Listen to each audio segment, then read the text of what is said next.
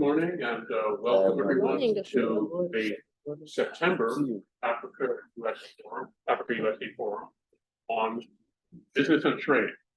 And these monthly forums feature speakers from around Africa in dialogue with experts here in the United States. Our next forum is going to be on Monday, October 23rd. Will be on technology and governance. Again, with speakers in Africa, and here at the table we'll have speakers from the World Bank who specialize in these areas. Our partners who create these programs and present these programs, the African Center for the Study of the United States, represented by the Deputy Director, Wekesa, also a USC inaugural Africa Visiting Fellow. The Annenberg Center for Communication, Leadership, and Policy, Judy and me and Bob, the Center for African Studies at Howard University, the Institute for African Studies at George Washington University, and the Public Diplomacy Council of America. You all have speaker bios of our speakers today. And on the second page, you'll see a program we've just added, which is tomorrow at 3 p.m., the first of a series of programs on Liberia's election. A conversation with one of the candidates for president, the Honorable Alexander Benedict Cummings. So that's tomorrow at 3 o'clock, online only. And if you'd like to join, you can email me or Judy, and we'll send you the link. This program is being recorded and is on the record. And so with that, let me turn it over to our moderator, Bob Wekesa. Bob. Thank you very much, Adam. And let me just add that you are most welcome to today's session, which is focused, as we've had, on matters, trade and investments as relates to US and Africa relations. I think Adam has given us a good intro, not only about today's topic, today's theme, but also about the initiative. But I dare add very quickly that this is the first of its kind in terms of collaborations that are led, driven by universities, but not only dealing with matters academia and research, the kind of pedantic, abstract and training and research issues that we deal with in universities, but also working very closely with partners in private sector, civil society, government, and everyday people. And so without further ado, I'll proceed to launch into the discussion, noting that joining us virtually is one of our partners in the initiative, Krista Johnson. That's the lady with a nice smile there. She's not able to join us today, but she's with us in virtually. I'm actually sandwiched here by two of our speakers, and I'll introduce them very quickly. Paul Clyde, the gentleman on my right, is a professor at University of Michigan and president of the William Davidson Institute, who has vast experience doing work on the continent.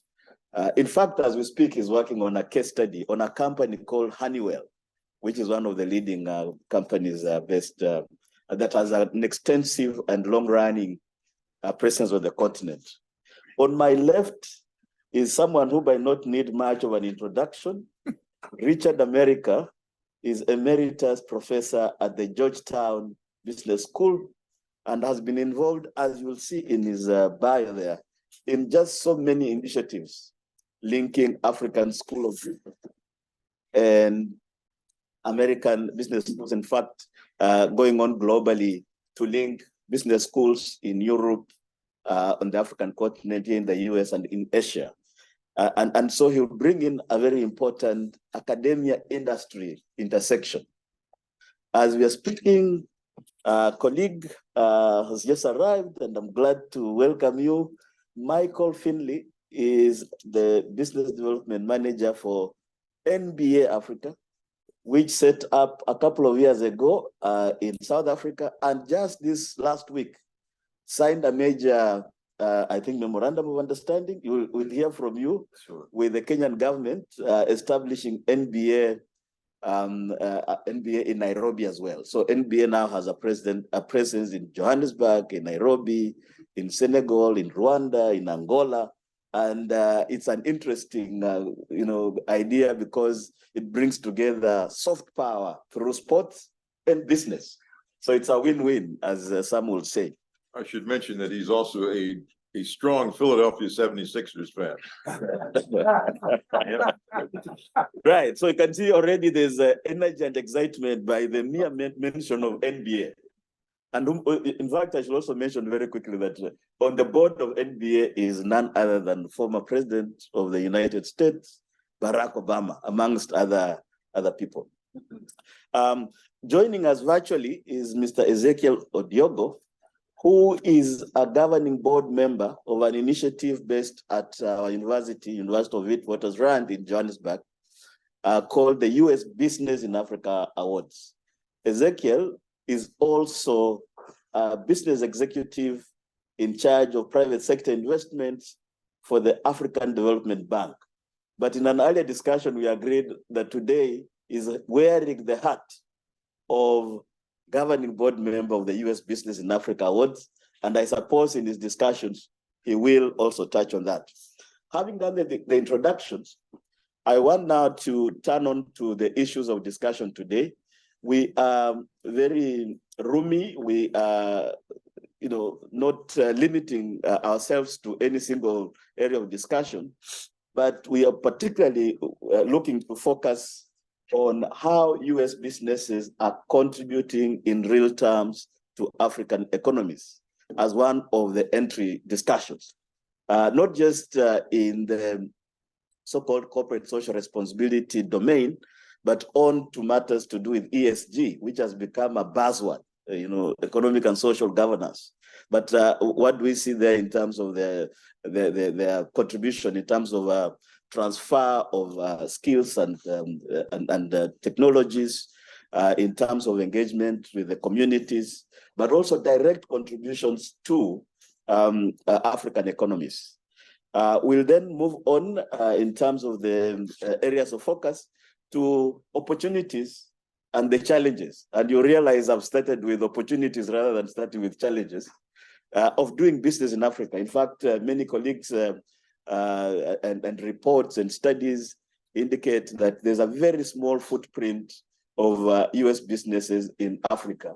And that is because Africa is seen as a basket case, a continent that requires more aid than business. But Africans have been saying we are ready and open for business. So we want to look at this whole area from the point of view of what are the opportunities and how can we use the opportunities as an entry into addressing challenges, rather than always starting with challenges the other way around. We'll then have a discussion around the key policies that are driving or underlie or form the foundation of the engagement. Of course, we know the big policy pillar is the African Growth and Opportunity Act, AGOA, which is due for renewal, or perhaps no renewal at all. It's up to Congress. And of course, there have been quite some,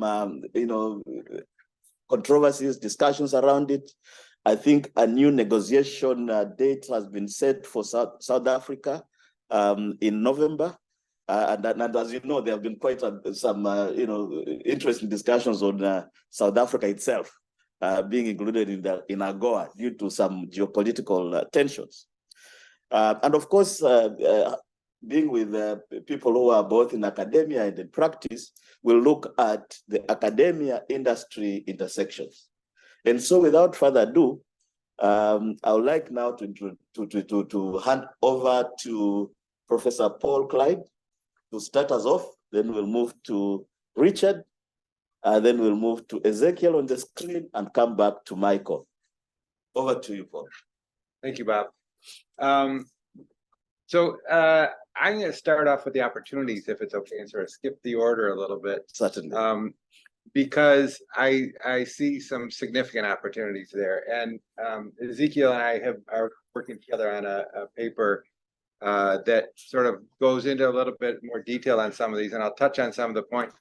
But at this point, what I'd like to comment is the sense I have in operating with the countries and the companies that we interact with in Africa. So the William Davidson Institute at Michigan, we work with businesses in low and middle income countries.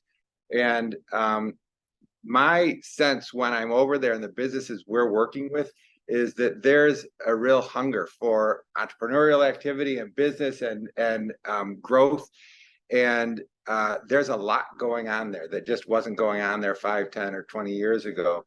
And in fact, I lived in Slovakia in the early 90s, shortly after the fall of the wall. And I was there as a US government representative with the US Department of Justice, working with their competition agencies. And the sense of the business community then in Slovakia was that people were starving to get something started, and they want to know. I mean, they were thinking, we've opened up our economy, we're ready to have GDP per capita like you have in OECD countries, which wasn't going to happen overnight. But you look today, relative to then, they've had real GDP per capita growth in the Visegrad countries, in the Czech, Slovak, Hungary, and Poland, of between 100 and 200% in some cases. It's been remarkable what's happened. And I have that same sense in Africa when I'm there, that it's like on the cusp of really starting to grow. And you're seeing it. You're seeing some of the, McKinsey did a study a few years back where they found over 400 companies with sales of over $1 billion in Africa. There was a study last year showing that about 30 companies had valuations of over $1 billion. So these are significant growth opportunities.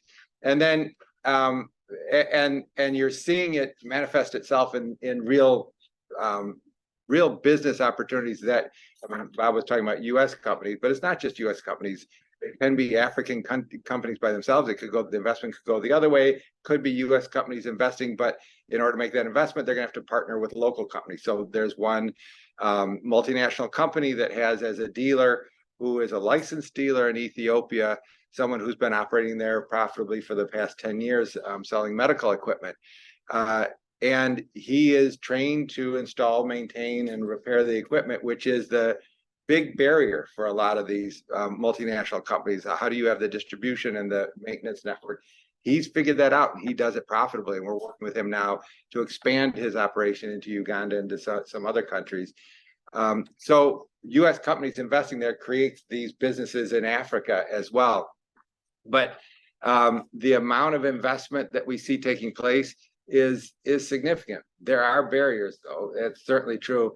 And particularly for small and medium-sized enterprises, the information flows on monitoring and knowing, doing the background research and whatnot, it's challenging for an investor. I tried to borrow something, it was quoted a rate of about 23%, which was a real rate of 15%. So that's significant. That's tough to make money on. But when I thought about it, I thought, if I was that bank, this was in Uganda, I wouldn't lend me the money at that rate, because they don't know me, they don't know what I'm doing or anything. And so it's not like that was an exorbitant rate. It was that there are challenges that are there. So what we're trying to do is look at, are there ways that you can even on the equity side, not just on the debt side, make investments in some of these small and medium-sized enterprises and roll them up into something that has a scale that warrants that kind of investment. And I think there are. We're working on some that are in that direction, but it's going to take creative work and moving in that direction. But there's no doubt in my mind that it can, and I think it will happen much the way it did in Slovakia over the past, this was 90, so it's been 30 years, I guess. I'm old, but it's not a short period of time, but it happens. And if I look at the Czech and Slovak republics, Hungary, Poland, these are all high-income countries now. So I think you can sort of see that transition, and that was not the case. I mean, if you were there in the early 90s, there were still a lot of the remnants of the former Soviet bloc type economic packages. And so it does take a while to do it, but I think it can happen. A couple other comments that I'll make is on the labor side. So we know the labor pool is going to roughly double to 1.5 billion people by 2050. And that's either a significant challenge of how are you employing all these people, or a huge opportunity on the consumer side, and probably both. So what we did in this paper, one thing we did is look at what's the education level, because that's going to play a role in what the growth is that happens. And the data on that is somewhat scarce, but the data we were able to gather, it looks like it's very similar to what it was in Southeast Asia in the 70s, 80s, right before the so-called Asian miracle. So I don't think that's a barrier. I think that's something that is going to be able to work for the growth in that direction. And then on the consumer side, there are signs of you've got income growth that has taken place, especially in the period 2000 to 2010, is stagnated a little bit, real income growth in the 2010 to 2020 period, even before COVID. But you had significant growth that was taking place then. It's hard to tell how that shows up in terms of consumption for the business community, but there's significant indicators that it's showing up that way. We see doubling of sales of capital assets in a variety of different areas.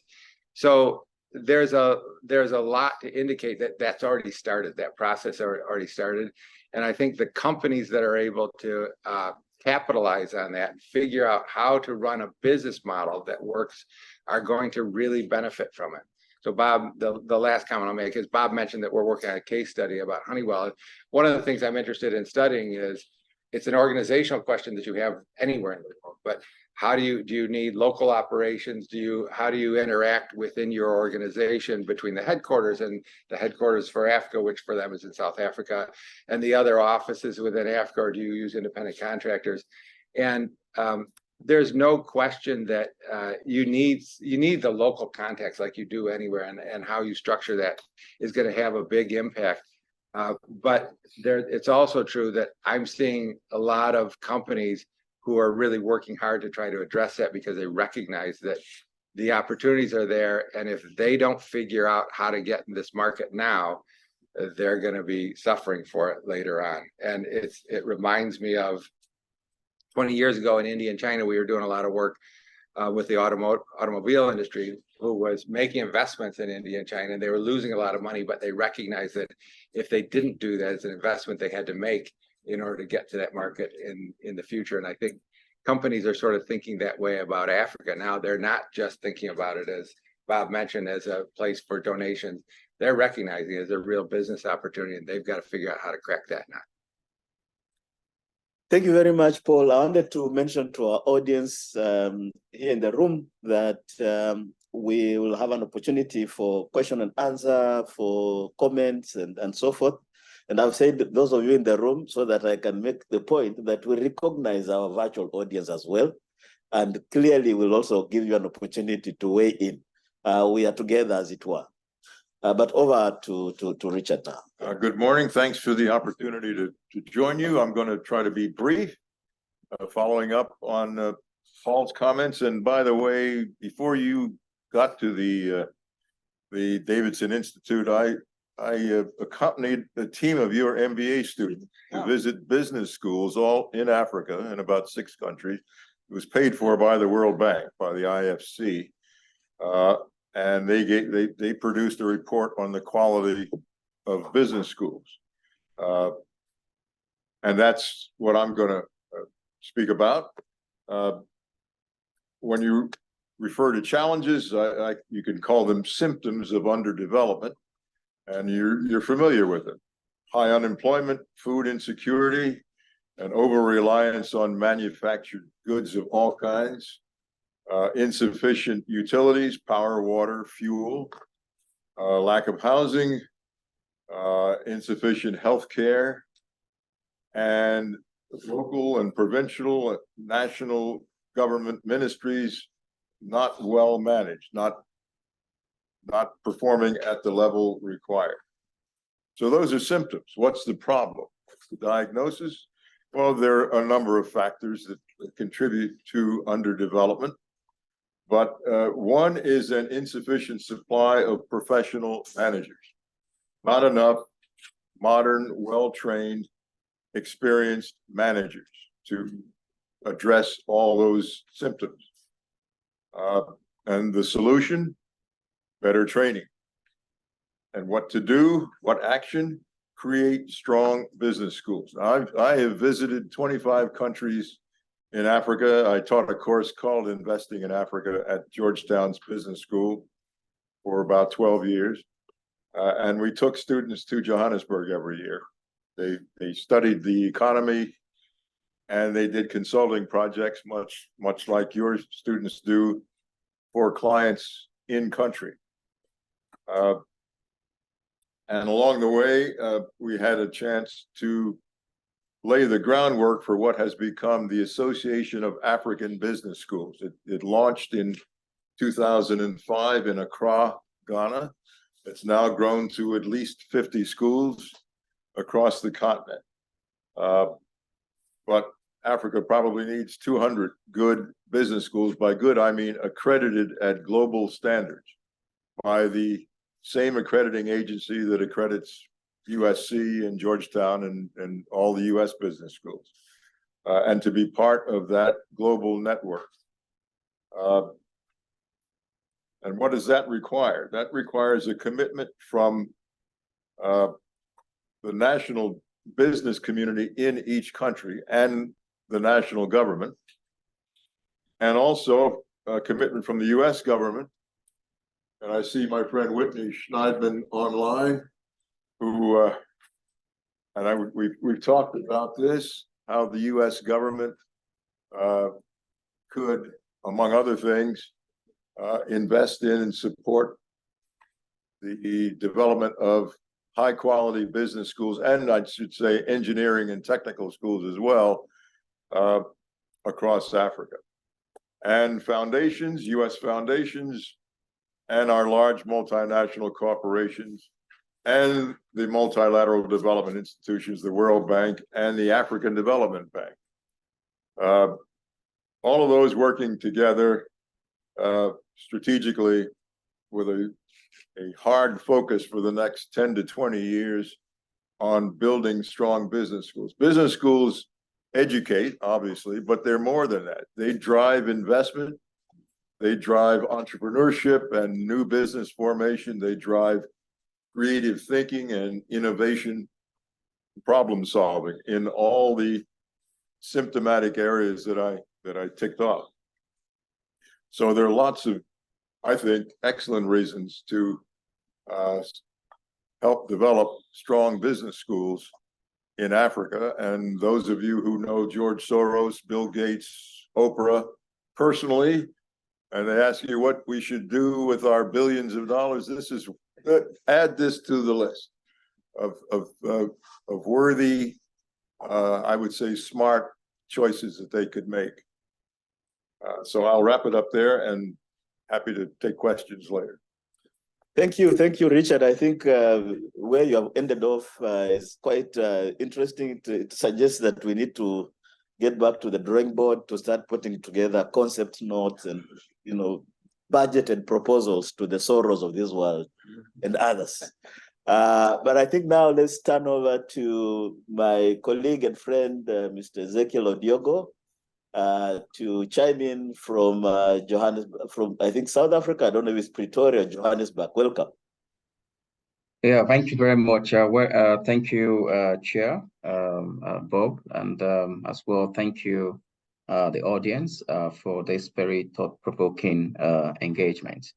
I would actually talk basically from the investment side of things, because I think that's something that has echoed quite well just last week at the UN General Council, General Assembly, where Africans or African leaders have actually made a very strong statement that we're actually ready for business. And so the idea about aid is something that Africans are not really looking for. They are looking for transactional engagement and investments, and looking at what is out there. Let me just start with some data points, which I think is very useful for our conversation today. When you look at the economies themselves, you look at the GDP performance of Africa compared to the rest of the world. Africa has actually rebounded. It's about, they will project data from the African Development Bank projects GDP growth for between 2023 to 2024 to be about 4.1. And now this is up from 3.8 in 2022. But what is interesting though is that it's actually higher than global average. So and if you look at that spectra as well, you find out that 18 countries actually growing at a very huge pace, 5 of them being the fastest growing just before COVID, growing at above 5%. So it is not really a basket case, as it were. I think that's the conversation that obviously has been pushed forward. I think is to really look at the continent for what it is and as an investment decision or an investment destination. Now, to harp on that, I think if you look at the performance on the foreign direct investments, and I also want to come out as well from what the opportunities are, because I like the way Bob did frame the whole session. I mean, Africa boasts at the moment, I think by 2030, sorry, would have about 1.7 billion people just on population-wise. Now, when you look at combined consumer and business spending, I think echoing to what Paul Clyde was mentioning, I mean, by 2030, that would actually be about 6.7 trillion US dollars in terms of actual or combined business and consumer spending. If you project that forward into 2050, you're looking at a population of about 2.5 billion people in the continent, and also combined consumer and business spending of about $16.2 trillion. So it is actually it makes business sense for any smart investor looking to actually grow their investments. And I say grow their investments by looking at attractive risk-adjusted returns. So what I'd like to actually share, and going by what the theme is how does US actually feed into this? And if you look at where the US stands and when it comes to the foreign direct investments, I mean, just at about 2021, the foreign direct investment was about 83 billion US dollars that went into Africa. And if you look at a period of time between 2016 to 2020, you find out that there's been a consistent increase. But when you look at the US investments in the continent, it is actually the 4th largest, behind the likes of the UK, France, the Netherlands, and even China is actually competing very strongly in that space. So what can we do? There's a very huge upside when you consider the investment pool in the US, looking not just at the institutional investor capital, the asset under management, which globally is about 145 trillion US dollars, but even look at that from the US standpoint, which is about 49 trillion US dollars. There's a lot more that can be done to actually increase US investment from the 50 billion that it is currently to, I mean, move that up, and US being a very key player in the continent. As Bob did echo, I sit, I mean, as a governing board member of US businesses in Africa. And what we've seen is that a major element with regards to investment is about also risk. I mean, the whole element of investment risk. And obviously, we're in an environment where we have a lot of geopolitical and overlapping crises, so good geopolitical tensions, the overhang of COVID, climate change, which is a big element on the agenda, also linking that as well to the ESGs that Bob mentioned. So these overlapping challenges requires increased investments. And if you look at investment gap just on a climate agenda alone, and we all witness climate change impacts across the world, including the US, we would need about 240 billion US dollars annually to actually close the climate finance gap. Now, a lot of that trickles down into Africa.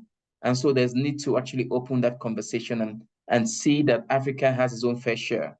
I think some of the sentiment as well, just last week, is really Africa being just 3% of the polluters, whereas the others that have actually driven the whole emissions need to come to the table with far more resources so that we can all have a common good that safeguards the planet. So there's a real opportunity here. And I wanted to stick to just providing a context because Africa is not just coming to the table to solicit. We actually bring in an investment thesis, an investment case for smart business people and also for the academia. And I like the whole direction with the MBAs because this is really where you make smart investment decisions. To say Africa is an investment destination, there's obviously elements of risk as in everywhere else. But when you look at the performance of assets across the continent, there is really, there haven't been a default. I mean, I think Moody's, the credit rating agency, did a study some time ago, and they asked, they looked at the default rate of investments in the continent, and it was close to zero. So I think the perceived risk in the continent is something that's been a challenge. And I think it's something that we need to unpack so that we're actually dealing with the actual risk on the table, but also pricing investment risk in a way that makes actual business sense. So there's so much I would also want to bring as we move on in the conversation, particularly looking at the diaspora, which is also on a very interesting part. And most of that coming as well from the US. If you look at the diaspora of capital to the continent, just on remittances alone, that's over $100 billion every year. So most of that coming from the US. So that is more than the FDI that I mentioned. There's about $3 billion. That is far above official development aid, even far above foreign portfolio inflows that come into the continent. So there's something happening there that we need to unlock. And I think the power of the diaspora is becoming more prevalent in how we actually look at the diaspora as an investor class and see how we bring that into the whole equation. As you know, the diaspora doesn't just bring capital, but they also bring expertise. They also bring knowledge and the technology transfer, but also bring business linkages that are able to connect their host countries from their countries of origin, which also helps multinational businesses in able to actually do more in the continent and elsewhere. And I think with the Continental Free Trade Agreement that begins to create the largest single markets in the world, I think AGOA has a very big role to play there. It's a $3.4 trillion market.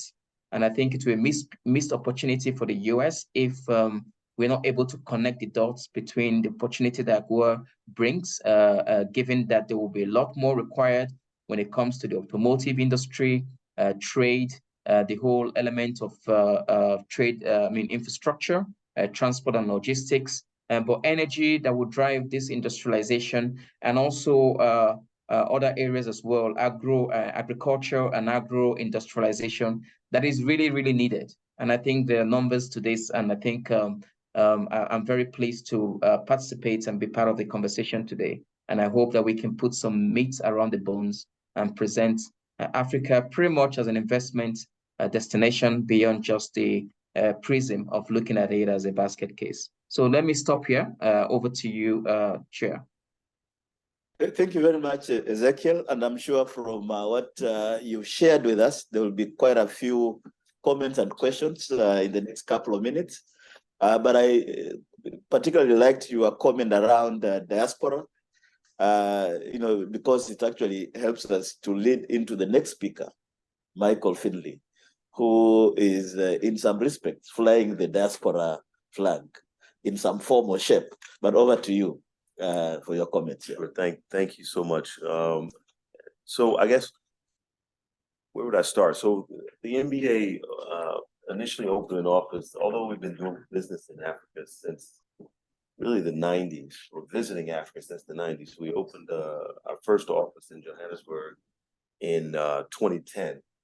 Just around sort of the time of the World Cup. And since then, I think you alluded to it earlier, we've opened offices in Senegal, where we launched a professional league. We opened an office in Nigeria. We opened an office in Cairo. And a team of us were with President Ruto just a few days ago, where we made an announcement that we'll soon be opening an office in Nairobi. And so I think just to go to the challenges, I guess we can talk about challenges that we have faced over the last, say, 13 plus years. as we have committed to this expansion. I guess the challenge is specifically around sport and around the sport of basketball. The first one is the lack of general sports infrastructure. And so there's an opportunity there, for infrastructure growth, and we'll talk about that under opportunities. I think one of the biggest challenges we faced is African governments tend to look at sport, or historically have looked at sport as a hobby, or as a social nicety, if you will. And Africa is arguably the largest talent pool in the world for basketball in particular. And basketball is a multi-billion-dollar industry around the world, everywhere except where the largest talent pool exists. And so that speaks to sort of a general challenge with governments, is getting them to understand that this is business and potentially big business. And we've convinced, you see the example we talked about in Rwanda, where President Kagame embraced this sort of challenge and understands that this could do a lot for, not just for his people, but we could build a business there together. And that's an example, a shining example, that where government has committed to investing in the sport infrastructure, bringing games, et cetera. And he's reaping rewards in just the initial years. Lack of arenas, a lack of the number of corporates that invest in sports rights and understand the ability or the opportunity around being able to leverage sports rights is another challenge. And one of our biggest challenges is around distribution of rights.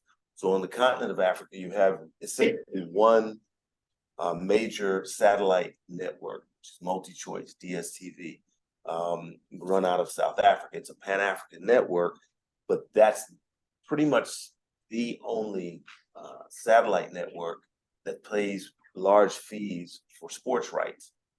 And so they almost have a monopoly on them. And then you have the other issue, which is in the free-to-air TV space. So all of the African countries obviously have free-to-air networks. There's not one Pan-African free-to-air network where rights are consolidated and distributed to the larger population. So the problem is, a lot of the free-to-air networks used to be owned. The feeds used to be owned by the government for purposes of military or many things in the history, sort of in the background, the history of the continent. And so the free-to-air networks are you don't find that they are able to run a commercial business model.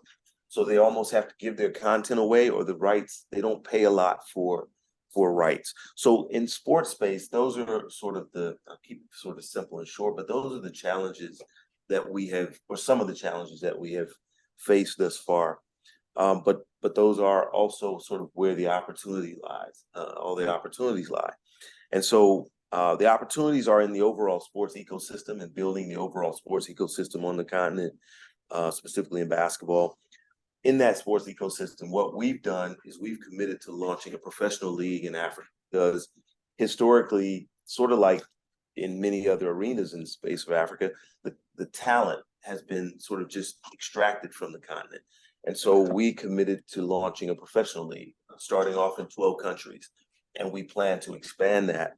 But that ecosystem, from professional to university down to grassroots, it just doesn't exist. So there's a huge opportunity there to get these various opportunities going. Matter of fact, the way I was introduced to Professor Emeritus many years ago is, before I joined the NBA, I wrote a business plan with a number of his students of how to launch university basketball. And You should say that Georgetown University is really the foundation for all. Go ahead. Yeah, that part. And but no one has tackled that. In South Africa, you have a group that has tackled university sport, and they've managed to commercialize it quite well, but that's only exists in South Africa. So that ecosystem, there's an opportunity in that for the various layers. We've started creating the most aspirational layer at the top, but now we need, for our business to be successful, we need these other layers to be built: university sport, high school sports, and all the things that come with it. And like I said, the governments, if they can, and the companies, if they can see sports as an economic engine driver, like we have seen it, it will contribute and help grow the game. I talked about arenas, the opportunity to build arenas, you know, the opportunity around this youth bulge, and a chance to harness when people are investing in sport. You can look at it in Africa now as if you can create platforms where millions of youth will congregate and communicate. That's a huge business opportunity, and it moves it outside of just sport or the people that love basketball, but just creating these platforms where young people are engaging digitally or in person is also another huge opportunity. There's a big opportunity around sports and retail and merchandising. One of the challenges for that is the distribution. We've opened our first NBA store on the continent in South Africa, and we have plans now to open them in Nigeria, in Egypt, in Kenya. And now we're seeing, you know, a lot of sort of the retailers are coming behind us and partnering with us to take advantage of the retail and merchandising opportunity. There's a social development opportunity, obviously through sport. We will never educate all of the youth in Africa. We will never create enough jobs.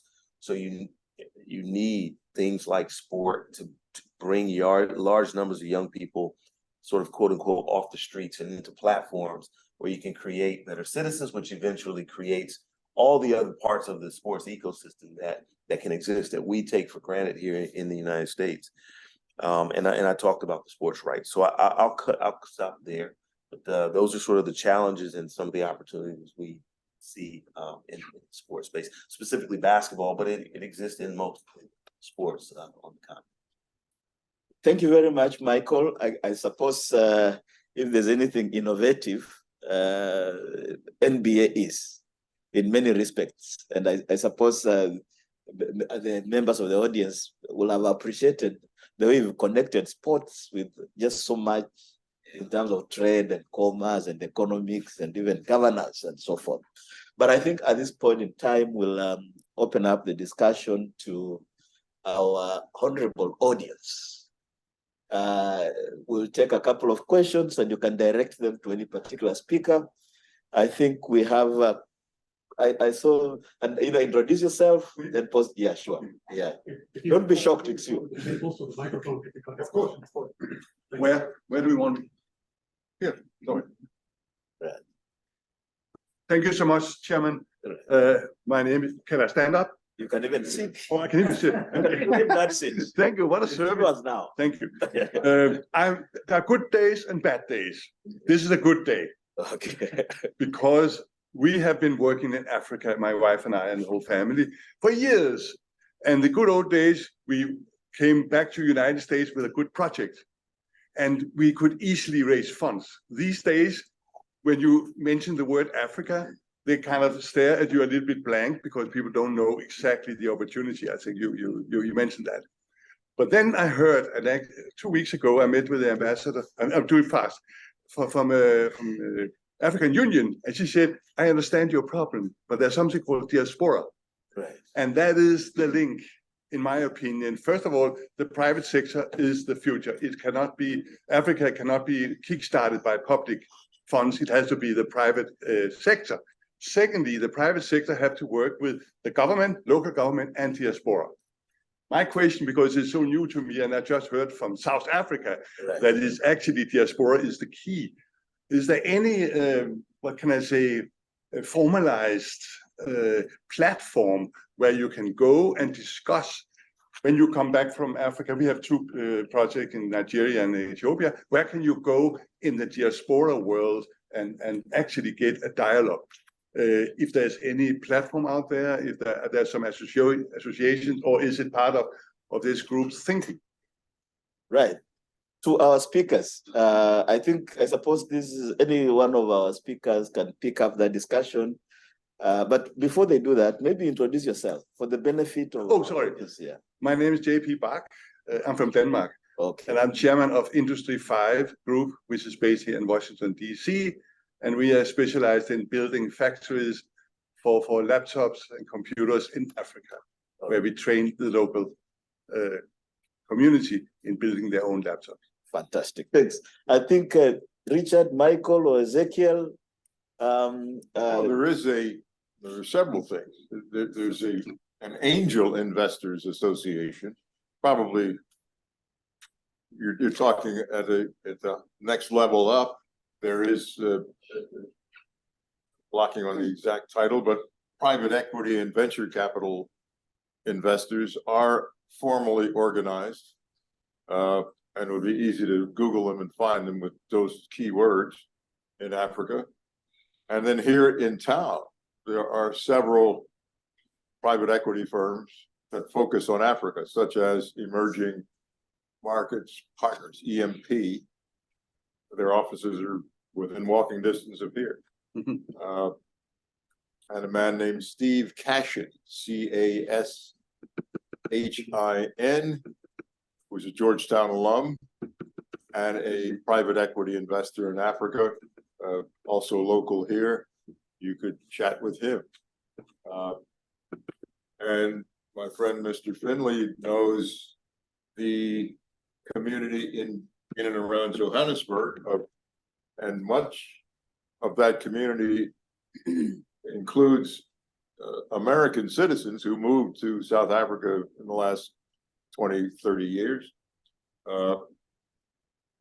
They're another potential resource. And then there's the IFC, the International Finance Corporation at the World Bank. And if you haven't already, talking with some of those folks would lead you to private investors. Yeah, I think those are good leads. Let me. Okay, sure, Ezekiel. Yeah, sure. Yeah, thank you very much. Thank you for your very, very important question. I think you're in a very important space that is really required, because digitalization is a very key objective for the continent. Also, when it comes to not just the building, but training digital skills as well, we're going into the world of AI and few other things, I think is a very, very important area. Just to sort of complement the comments made by my fellow panelists, I think you also will find there are several diaspora type associations where you can meet people who are coming directly from those ecosystems that may have local relationships that could support or even partnerships. The African Development Bank also is a very key angle to that. Also, the USTDA. Now, the US government actually, particularly from the agencies, actually do quite a lot in connecting American businesses to opportunities in the continent, and they even support project development. So the USTDA, the United States Trade and Development Agency, USTDA. Absolutely, absolutely, and the USAID as well. So these are very important agencies that will guide and give you and even support your proposal and with some project preparation capital, and you have the DFC as well, Development Finance Corporation from the US. I'm just giving you very close home contacts, but across the continent, there's several partnerships that you can leverage through these various institutions and organizations, which are very key. I think it's important to recognize that to be successful in the continent, you need a local partner. That you can work with, that can help with the issues on the ground, because I think one of the challenges is you can't do business from the satellite. You have to have your eyes on the ground, and I think local partners actually help with that. So I'll stop there. Thank you, Paul. You want to weigh in? And as Paul comes in, we recognize that our colleague Whitney Schneidman is ready with a question, but we'll come to you shortly, Whitney. Just hang on a minute. I hope your hand doesn't get tired.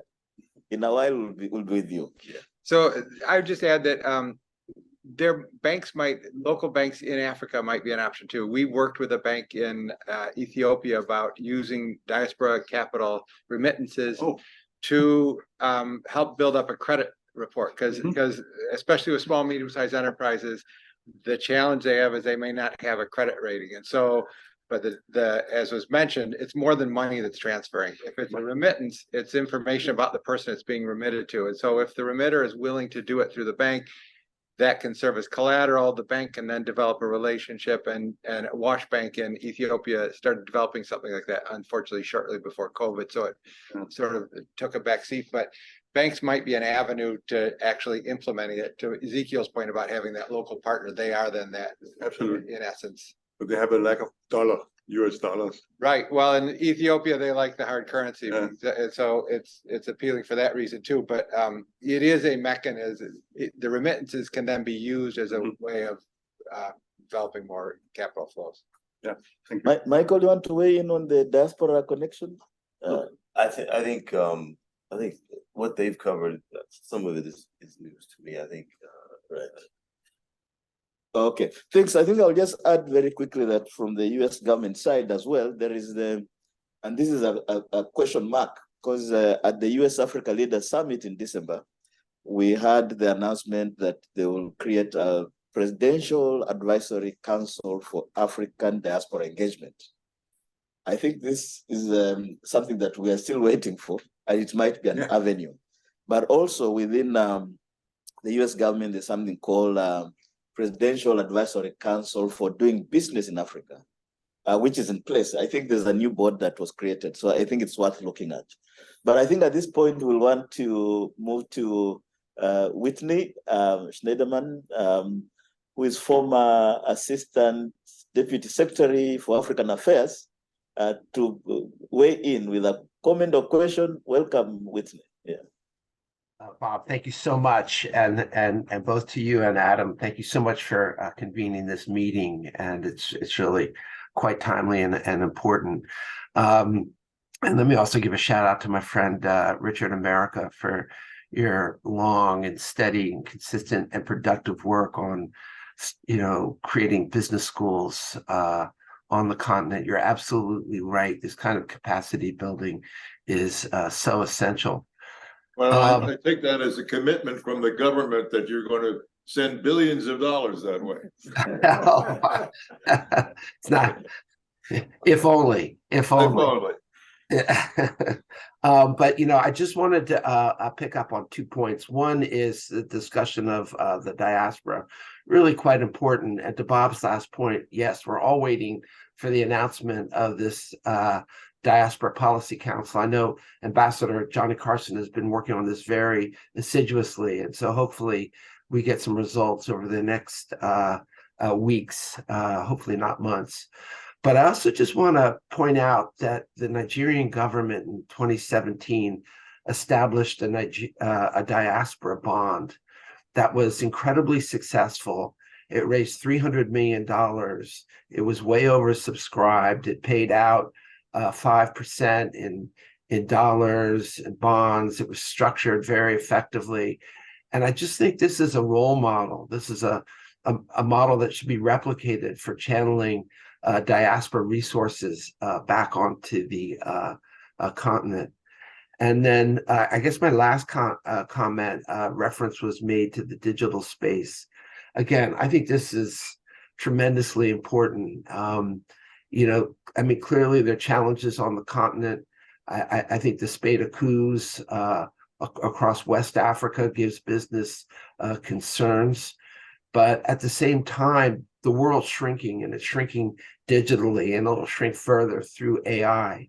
And I think there are a number of companies on the continent, international companies, that are really helping to connect people digitally. And I think this is going to be a tremendous engine for economic growth and business. So I just wanted to make those comments, and just really appreciate this conversation. Thanks. Thank you, Whitney. Those are spot on comments. So we'll take another round, maybe of 3 questions, starting here. And there's a gentleman on, but let's start in the room with the 2 of you. Then we'll go to the virtual audience here. Okay, thank you. So hi everyone, I'm Linda Silimondene. I'm a 3rd year PhD African Studies at Howard University. So one question and maybe a comment for you. My question is for Dr. Ezekiel Odiogo.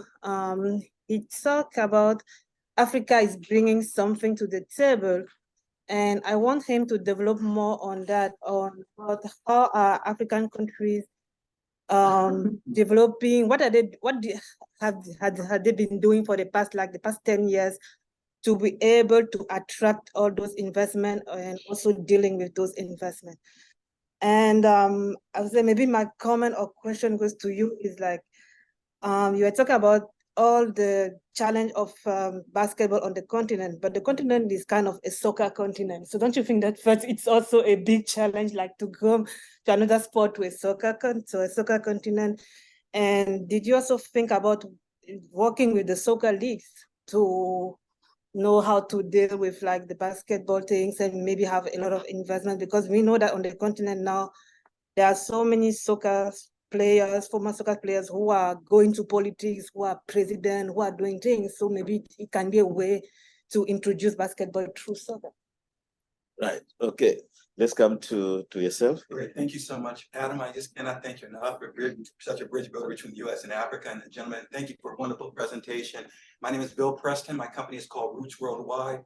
I've been blessed to go back and forth between the U.S. and Africa for over 2 decades. And I've been blessed to play basketball with kids from Zimbabwe, South Africa, Kenya, and Ghana. But the thing I was going to ask you all, what do you think about soft diplomacy opportunities? I've been involved with sister cities. I put together a sister city project through my company, Roots Worldwide, between Long Beach, California, where I grew up, and Mombasa, Kenya. And we've done some amazing things. I've taken delegations for World AIDS Day, and we've been partnered with the orphanage, particularly in Makoni, to do some amazing things. So I just wanted to see what your thoughts were as far as soft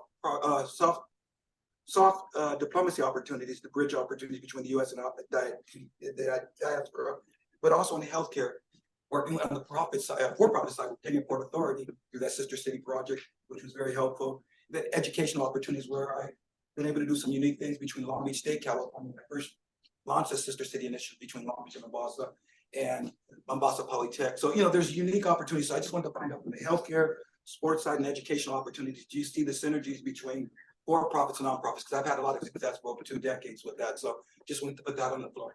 Thank you. Thank you very much. I think we will take those questions because I guess a couple of points have been raised. And we are open. Any of our speakers wants to start? Ezekiel, maybe you can start us off. Yeah, thank you very much. Thank you very much for your question. I think it's a very pertinent question. When you say you come to the table, what have you done? Africa has done quite a lot. I think they obviously not looking at the recent challenges in terms of the coups in West Africa. When you look at governance itself, I think some progress have been made there. And also, I mean, it just is a very compelling business opportunity. I mean, who would frown at a consumer and business spending market that is worth about $6.7 trillion in 2030? I don't think any smart business would frown at that. Africa's young population is also very vibrant. The continent is young, and also is a very huge opportunity. And it is playing itself. I mean, it's playing itself in global music, in the creative industry. Now you find African music echoing everywhere globally, and even at the Grammys. That used to be something that was unthought of before. You also see that in the film industry as well. I think Nigeria has done quite well in this area. So just beyond just that, I mean, looking at even technology, a lot of the very enterprising and innovative fintech startups have actually come from Africa. So, and then when you look at Flutterwave, that is done quite well. You look at even M-Pesa, and that came on several years ago. The continent is actually very innovative, and I think this is powered really by the power of his youth. But also the women as well. I mean, the backbone of Africa's agriculture is driven by women. I mean, and I think 70% of that sector, contributing about 30% of GDP for the continent, is actually for women. So if you can do a lot in agriculture, and particularly in agro processing and value add, you will be affecting quite a lot of a population right there. So so Africa, I mean, in terms of the opportunity areas, I mean, it is very glaring in infrastructure, whether it is energy, road transportation, whether it is also in health and other areas. But Africa has the least legacy challenges than anywhere else. So if you're doing something in the US, for example, you have to go through quite a lot of legacy infrastructure issues.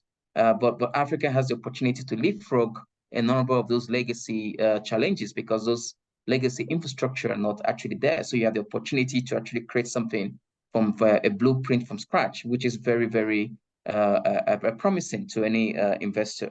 So I think there's a lot that the continent brings to the table, and I think the awareness, even now from its political leaders, that we are now more investment focused and not aid. I've just thrown the numbers to you. You see that even the diaspora that wasn't actually looked at before actually contribute more than even the FDI that comes into the continent. I mean, $100 billion a year just on remittances. And that's not to talk about the diaspora bond that a member of the audience mentioned. That is a very, very huge opportunity across the continent. So, I mean, it is not just that Africa is ready in Africa, but also the power of the diaspora in their host country is also very remarkable in terms of projecting Africa and also being a link in providing those capital that has really helped African economies weather economic cycles that have been a challenge in many economies. And just to point to the second opportunity, I mean, in terms of the diplomacy opportunity, absolutely. I think one of the challenges Africa faces is a perceived risk. And I think this is actually costs far more than the actual risk in doing business in the continent. And this is a big area where diplomacy can play a role. I mean, we're not just asking for people to invest blindly. We're asking them to price risk accordingly. And just as you would price risk in the US, and that's what, but it can be the case that you have a situation where perceived risk bears more weight than the actual risk. Africa pays almost 18 times when it borrows money in the capital market, in the global market, than developed countries. Yet the number of projects in the continent that has failed is almost zero, looking at the Moody's report. So, I mean, that throws up a lot of questions. And I think we're just asking to look at things more openly. I think this is an area where diplomacy really can play a role. Education is actually very important. And I think this is one area where the exchange between the continent and the US particularly and other developed nations have really been very remarkable. Just for Nigeria alone, if you look at the population even in the US, the minority, I think there was a study some time ago that, I mean, the Nigerian diaspora actually are very well educated and highly income driven than other minorities in the US. So it is not just, and that's the power of education. I mean, that's the power of the ability to get education in a place like the US and being able to contribute to the host country, but also contribute back home. I know many Africans that have gone back home from the diaspora that are doing remarkable things. So, so the US, the education opportunities is huge. And I think the MBA initiative is actually a very key area that can help shape, I mean, the issues to do with capacity, but also to do with brain drain and brain circulation. So I think brain circulation is a very interesting word because it's not just, no one is really stopping immigration because you can't really stop that in our connected world, but the ability for brain to recirculate from developed to developing countries and vice versa is actually a very powerful thing and a very important thing for the world that we're getting into. So I think I'll stop there maybe leave my colleagues to touch on other areas. Thank you. Thank you, colleagues. I think Richard wants to jump in straight. It's a response to the nonprofit profit synergy possibility. There was something called the association, the AGAG, the African Grant Makers Affinity Group. These were Ford and Rockefeller and MacArthur, the big foundations. and they focused on Africa for 20 years, and they're wrapping up. They're closing down now. It's a shame. That ought to continue in some form. And they were and could continue to be a source of financing for nonprofits, profits, and all sorts of other good projects. There was also something called the Bushmeat Crisis Task Force. This again included most of the big U.S. foundations and wildlife and conservation groups. Bushmeat refers to the practice of hunting to the point of extinction almost, what's in the forest, and that is a negative. So they set out to try to provide alternative protein for consumers, fish, chicken, and the like, vegetable protein as well. That group also wound up its operations, and it ought to be revived and continue. And they supported businesses, nonprofits, and other initiatives. And we haven't mentioned the C word, corruption, as a perceived risk factor. That is one of the hindrances. Let's be frank. People shy away from situations in which they think they might be asked for a contribution or a bribe or something of the sort. That has got to improve, even though the perception may be worse than the reality. I've run into it in doing business in various places, and it's a turnoff, to put it bluntly. So my colleagues at Georgetown who teach business ethics, and they teach it very creatively. It's not lectures about doing the right thing. It's much more a dynamic form of teaching. They're willing to extend their teaching by remote technology, and we're trying to find partnerships at universities in Africa that want to expose their students to the latest in business ethics teaching, and the assumption is that this will lead to improvements in professional behavior and a reduction in corruption. That's a reality. It needs to be addressed, and we can do that. Thanks, Richard. I think Paul can weigh in. Yeah, a couple comments. One on the healthcare and the profitability in healthcare. We do a lot of work with healthcare institutions in Africa and other countries around the world. And we do see that there's some business models that are very creative and that are and have turned out to be profitable, which in my view is a great thing, because that's going to grow then, and that's going to one example I gave you was the diagnostic company.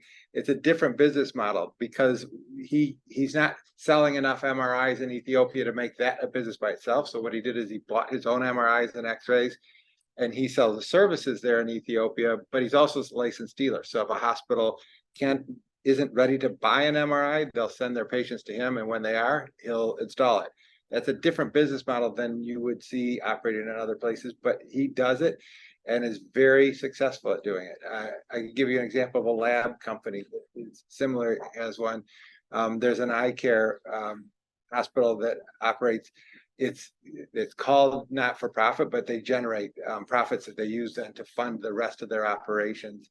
So there are a number of opportunities that I think that are there on the healthcare side. There are also some areas that aren't going to be served with a for-profit model. It's not going to work, so you're going to have to use a not-for-profit model. So some sort of combination, I think, does work, and we're seeing a lot of success there.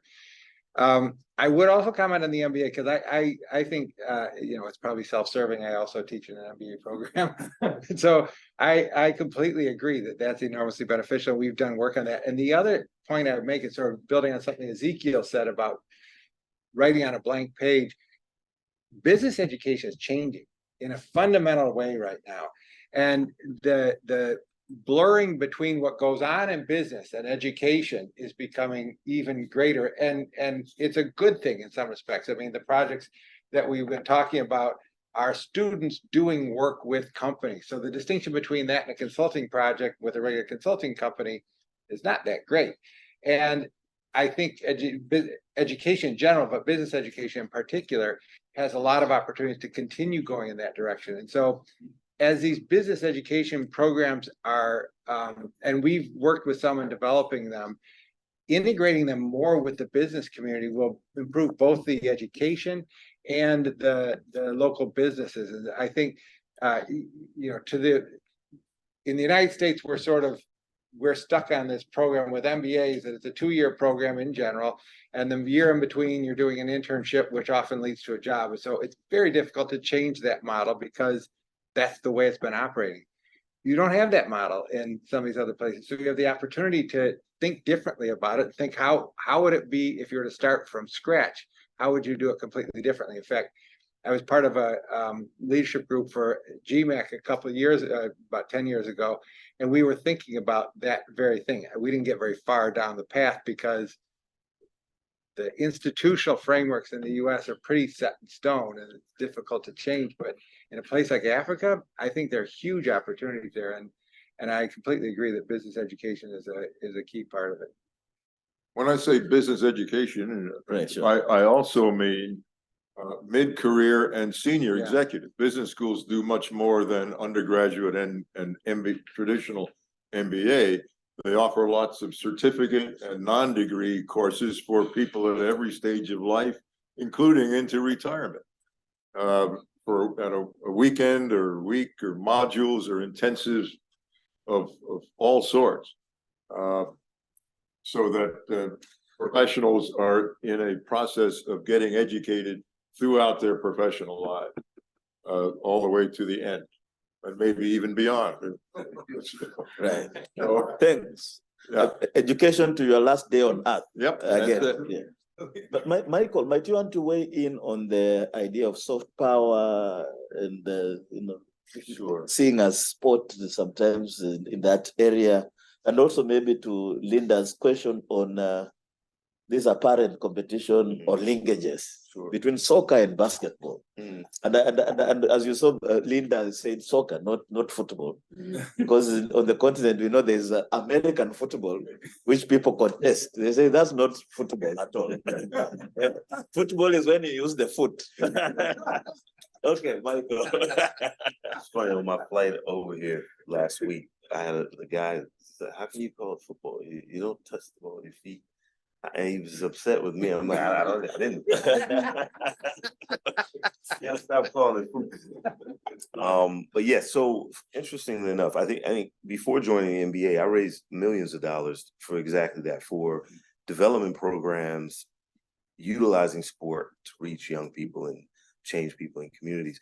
And in actual fact, since being at the NBA, a gentleman out in Denver, Colorado, Fred, I believe it is, with Sister Cities. We've attempted to do some things with Sister Cities.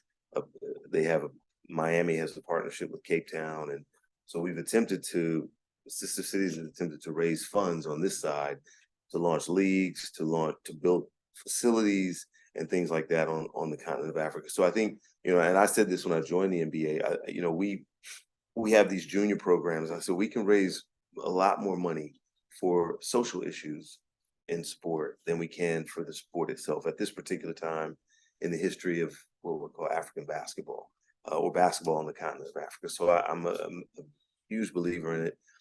It's how I actually ended up on the continent.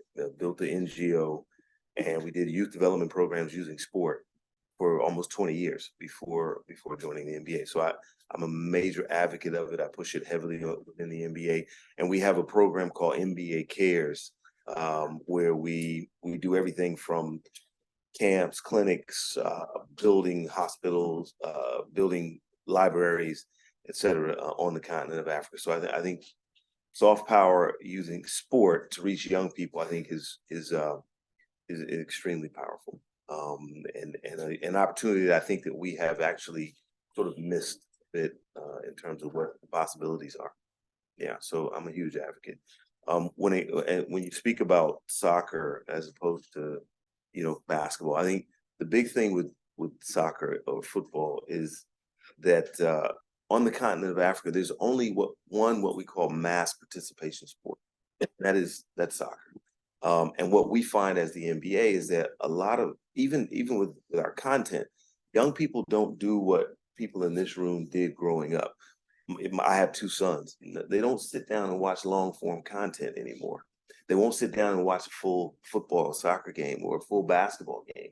And we're trying to change our business model because this is the future. Kids are watching highlights on YouTube, et cetera. And so my point is that there's more than enough room. Africa needs another what we call mass participation sport. Once the infrastructure for basketball is there, look at the United States. African Americans are less than 10% of the population, more than 70+% of the NBA.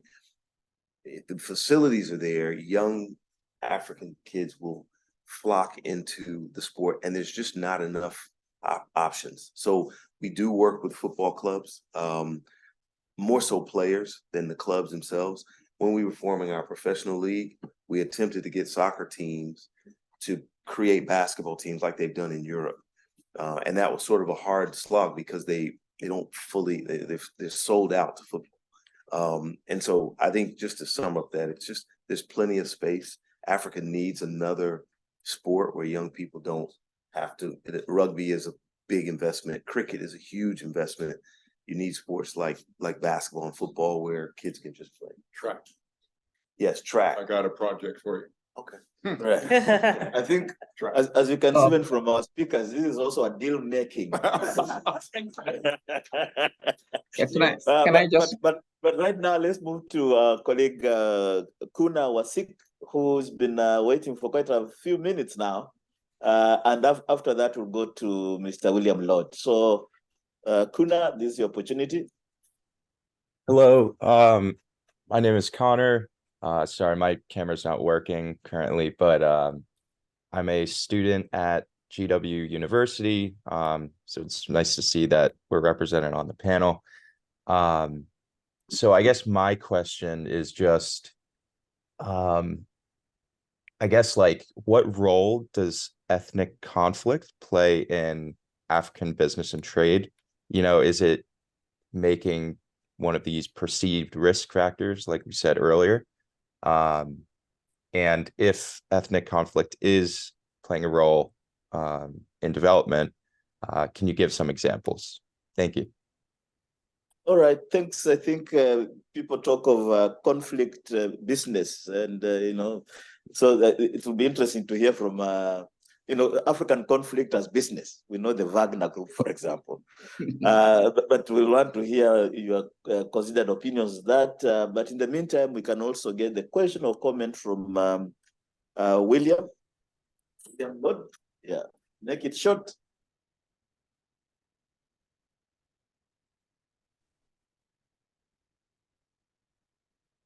We can't hear you, but maybe you could be muted, or there's an audio problem there.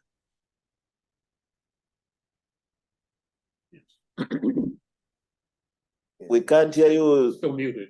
I think you're muted.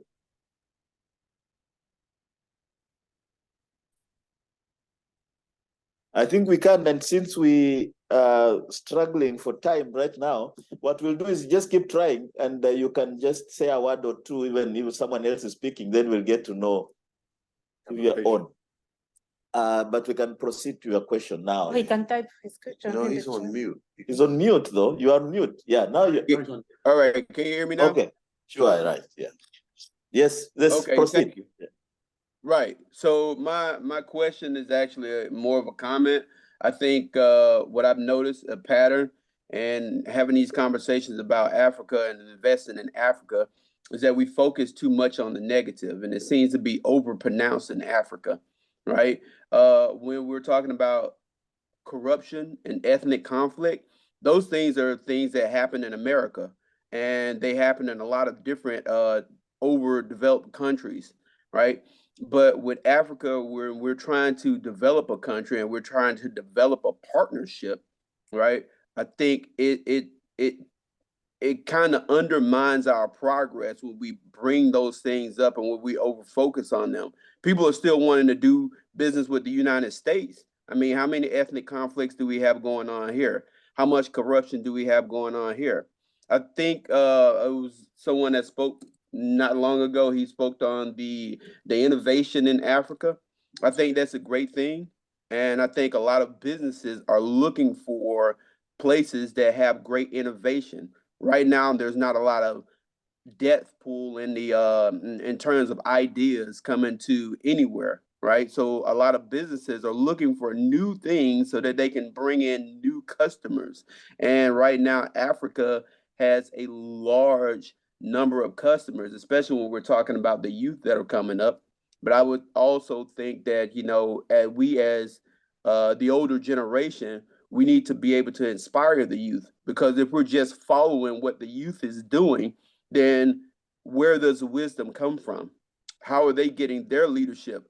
I think it's a bad idea for us to be led by what the youth is doing.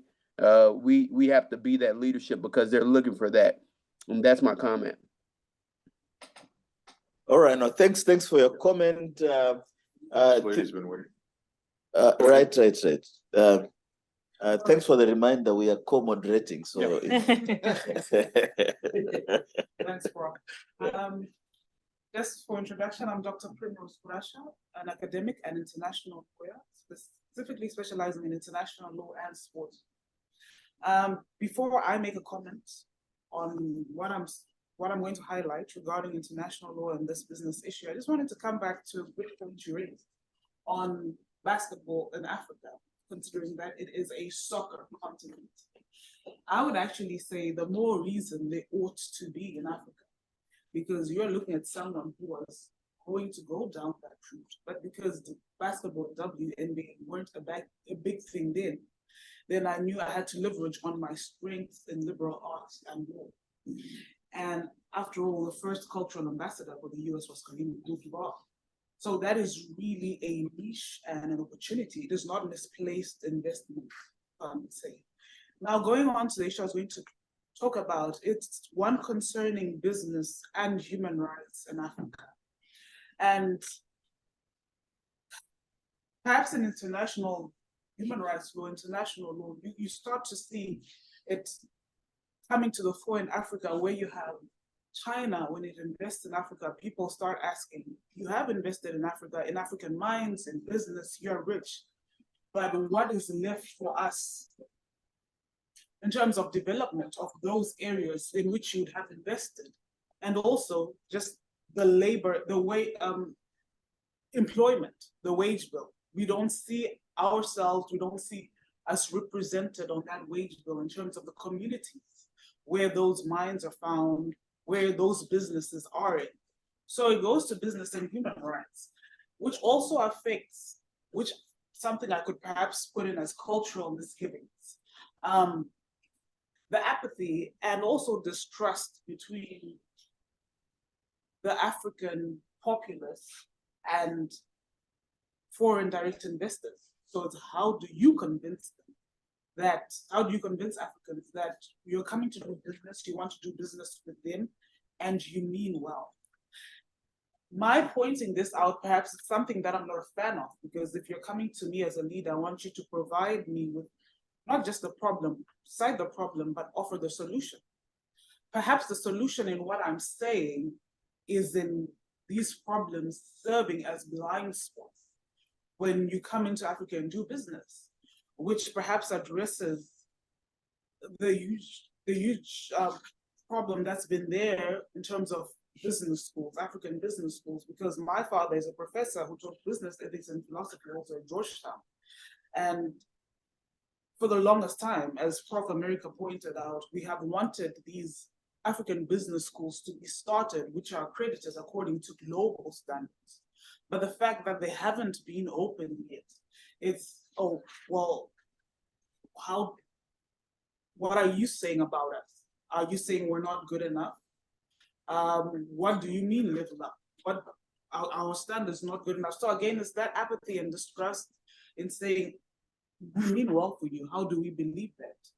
which I think has also been an issue in terms of establishing the NBA ETC. It's been great, but as you say, politically, governments, they're not into it because they consider it a hobby. And so it's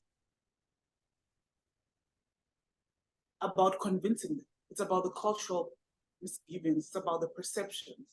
So I really just wanted to highlight that. And also about diaspora remittances. I mean, they're important, but economically speaking, when you see the diaspora remittances in a country going up, then that means the economy is spiraling down. And so if you talk about remittances, how are you to convince the people who are sending them back home to divert them to sports as well, to divert them to these other businesses? So all those need to be, I guess they serve as blind spots, those cultural misgivings. Thank you. Thanks. I think we'll take with those 3 questions. And just to recap for the benefit of our speakers, I suppose one issue or question was about ethnic conflicts and how those have an impact on business and trade and investment. I think the colleague who made a comment, William, generally was talking about narratives and perceptions, that Africa is a continent of disease, war, and poverty, and yet it has potential, and yet the US itself has its issues. And how does that lend itself into business?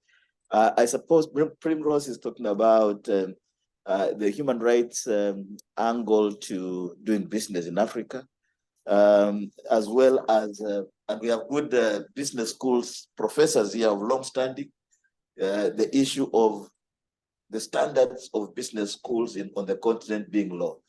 So again, as with the previous iterations, I'll leave it open to any one of you to weigh in on any of these issues.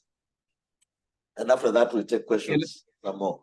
Let me Ezekiel, you go first. Yeah, thank you. I think these are very pertinent questions. I just want to pick up from the business school. And I'll say that from 2 angles. I don't think we really have enough knowledge exchange between the US and Africa. I mean, I'm a direct beneficiary of US business school education. And I know how important it is. But also, I mean, when you look at students coming from Africa into developed systems like US or the UK, they actually perform very well. So I don't think it's an issue to do with the quality of education. I think we just don't have enough exchange of knowledge. I mean, there are business schools in the continent that do very well. They're also ranked internationally. There's also the perception there as well. Lagos Business School, for example, WITS, Cape Town. I mean, they are, but we don't just have enough, but also we don't have enough exchange. Now, one thing I benefited from, I'm trying not to give the name of my my alma mater, but one thing I benefited there was the issue of action learning when you promote actual student exchange, where students can leave the US within their program, go to a developing country, stay there for 6 weeks, work on a corporate solution, just like what Paul Clyde was saying. So these are really working on an actual business problem and coming out with solutions. I think we need a lot of that because also you also need to change. There's something about knowledge beyond just academia in the classroom. It's also about cultural exchange. It's also about educating the mind. And I think the more people are exposed, both in the US and from other cultures, the better leaders that you make up. Because some of these prejudices actually are prejudices that have been built up for many years because people just haven't had a chance to even travel to the next states, top place of traveling out of the US. So how do you break that? I think we can break that through programs like action learning that promote international exchange, allows business students to be able to travel, work with their peers on the ground in developing countries, and come up with solutions on a life business issue beyond just things in a classroom. That I think is a big opportunity that needs to be expanded. The issue about conflict is a very interesting question, actually. And I think Bob was actually alluding to that. There are two, it's almost like a two-edged, double-edged sword. There's the business of conflict from the perception of who's actually fueling the conflict, but also the business of conflict from the angle of the impact of conflict on investment. Obviously, the impact of conflict on investment is very huge. I mean, conflict and development don't go together, or rather it precedes investment. So, but I mean, how do we address the business of conflict? Because there's, I mean, the ammunitions, the guns, the bombs, and all of that is actually done by the private sector. So, I mean, are there ways that we can solve problems diplomatically without going down the path of war? I think your guess is as good as mine. But I think on the issue about the need for engagement, I think the US needs to engage more from an investment standpoint. I think the gaps that the US has left is basically what the likes of China and India and few others are trying to cover or fill.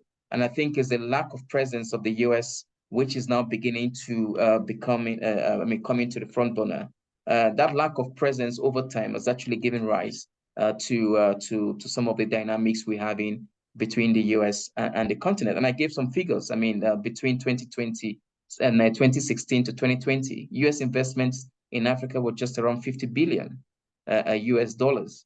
I mean, and that is fourth on the list of the 10 top investors in the continent. So there's obviously a very big room or upside there for investments, I mean, from the US. And we're saying that these investments should actually be real investments. I mean, they're not charity and they're not aid. And I think we need to unlock the whole dynamics that if you invest in the continent, you're trying to know it's profits. And I can tell you that when you look at all markets globally, African market gives the highest delta when it comes to risk-adjusted returns. So how do we make a conscious effort to move beyond perception and to actual and those who have invested in the continent have seen that Coca-Cola has been in the continent for many years. I mean, why are they there? And some also very good business brand. And I just wanted to chip in lastly that this is also the reason why we have the US Business in Africa Award, because we also find which I sit as a governing board member, and I think Paul Clyde as well, and a few others, because there's a huge information asymmetry that needs to be addressed between US private sector and the continent. And we're hoping that this initiative can help at least bring some of that and also showcase US businesses in the continent that are doing very well or that are facing challenges, just as the MBA in Africa, and how they've navigated those challenges. And I think when it comes to doing business in just any culture, there are cultural challenges that you have to navigate. If I'm doing business in Asia, I have to navigate a cultural challenge. If I'm doing in Europe, I have to navigate a cultural challenge. Even in the US, I have to navigate a cultural challenge. So for Africa, you obviously need to navigate a cultural challenge because business is not just all about spreadsheets. It's also about how you connect with people, how you respect other people's culture, where point of view, where they're coming from, because they're also well-educated people down there in Africa who may also have gone to the best schools in the world. So you can't really talk down on them, but you can collaborate to create value and be able to increase the global pie. So I just wanted to chip that. And obviously, maybe it's an area that the US Business and African Award can really help in bridging that information gap, which is something that we all need to overcome. Thank you. Thank you, Michael. I mean, Ezekiel, I'm coming to Michael actually, which is why I mentioned your name. And it is that I wanted to see if you could weigh in on the question of narratives and the image of Africa as an impediment to doing business in Africa.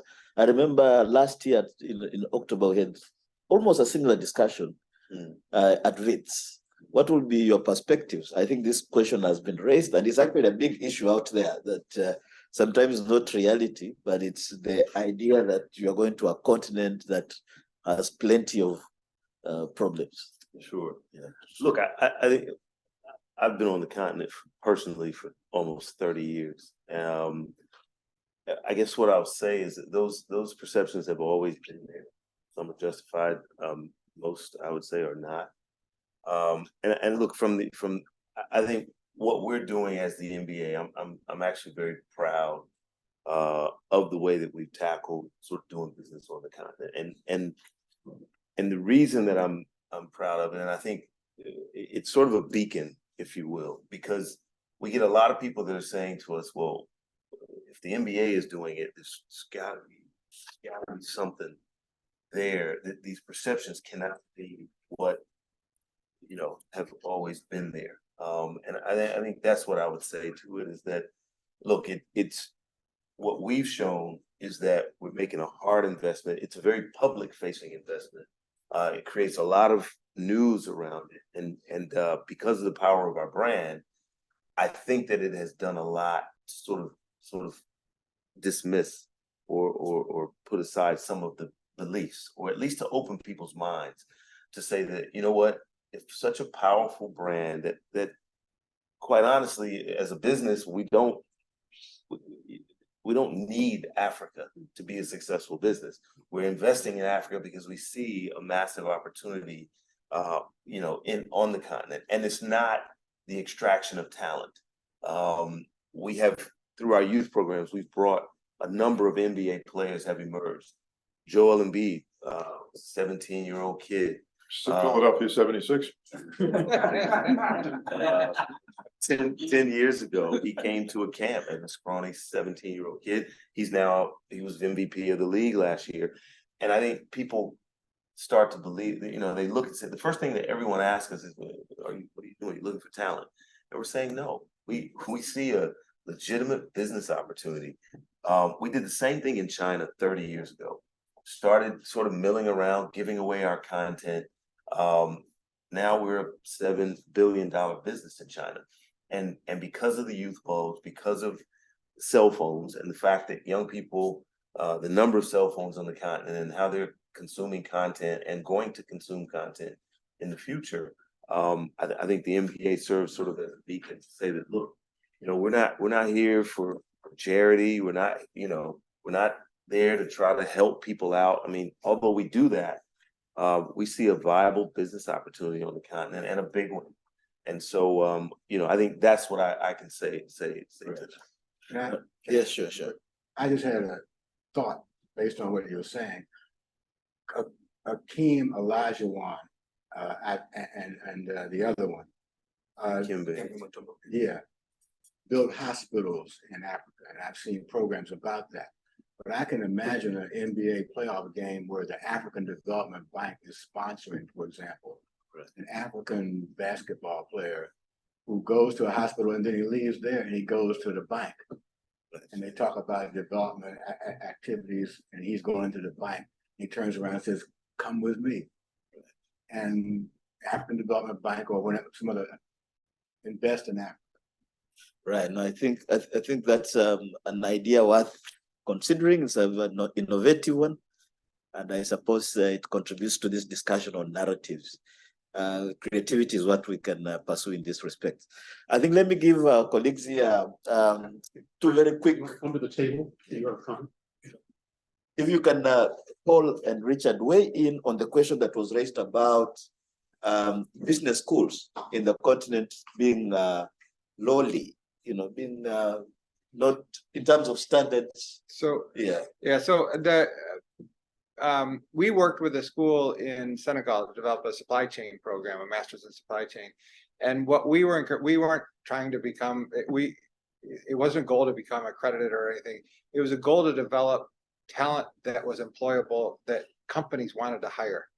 And to me, that's the market measure. And if it meets the market measure, then great. Then from my perspective, we accomplished our goal in that school.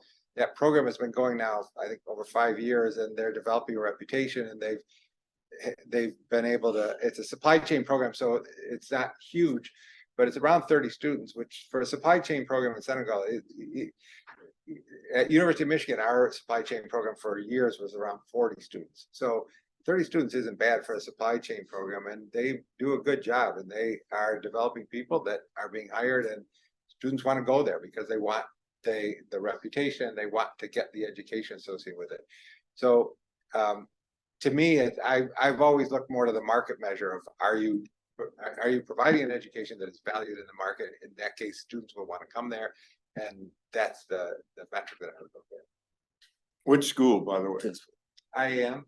I taught at the rival ISM, or Okay. ESM as they pronounce it, for about 6 years. It was a weekend executive MBA course, average age of the students 35 or 40. Yeah. And the education was in English, fortunately, because I don't speak French, but Right. they were all bilingual. And you know, the advantage also, as Richard told me a few weeks back, was that you could travel from DC to Senegal. You know, East Coast to the Atlantic coast is very straightforward, and be back on Monday to continue with work here. But I think at this point we want to invite a colleague there who has a question, and this colleague here on the table. And I think those will be like towards our final questions, because we are getting close to the top of the hour. Hi, thanks, Bob. I actually just have a. Under the table, the microphone can't get close. It's good to see you, Michael. Good, thank you. My name is Sharon McPherson. I'm also a doctor, but I won't necessarily stand on ceremony here today. I teach project finance at the University of Cape Town, which inarguably is one of the finest business schools in the world, right? So I just had a couple of things I wanted to share in terms of thinking. This is the Africa Future series. And I wanted to come back, Bob, to something that you started with, and that's ESG and technology. I think that the future of education is not education. I think it's learning. And I think it's mass personalized learning. So would love to pick up with both Richard and you, Paul, because I think the question that I wanted to, it is a question, I guess, maybe a rhetorical one, is the question of affordability. Even here in the United States, people are thinking twice about how they spend money on tertiary education. And so we spend a lot of time at the University of Cape Town's Graduate School of Business thinking about things like the future of tertiary education and what that looks like. So, Bob, I wanted to put out micro-credentialing. I stood up at the GSB Center for Disruptive Tech. We spend a lot of time partnering with people like Google, with Microsoft, et cetera, et cetera. Yes, we teach the MBAs. My students are getting an MCOM in development finance. But if we want to talk about the future of trade, then we have to talk about how do you make tertiary education relevant for the needs of the businesses in the market today. And quite often those businesses are needing data scientists, they're needing people who have technical skills, et cetera.